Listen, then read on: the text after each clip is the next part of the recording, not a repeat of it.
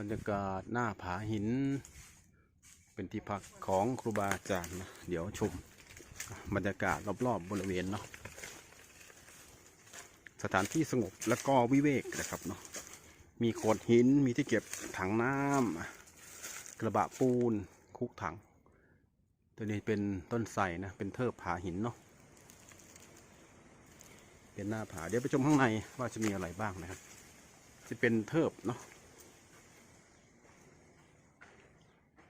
ก็จะเป็นรูเข้าไปนะครับเนาะเป็นสถานที่วิปัสสนาของครูบาอาจารย์มาปรากฏเนาะบรรยากาศคือร่มรื่นเย็นดีมากเนาะก็จะมีเส้นทางออกตรงนี้ด้วยนะครับเนาะเป็นร่องหินนะครับเป็นคล้ายๆเทิบถ้ำเนาะเป็นเพิงถ้ำนะครับแล้วก็มี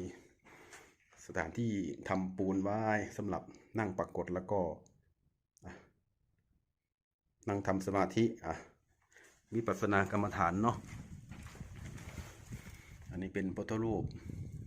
ไม้แกะนะครับแล้วก็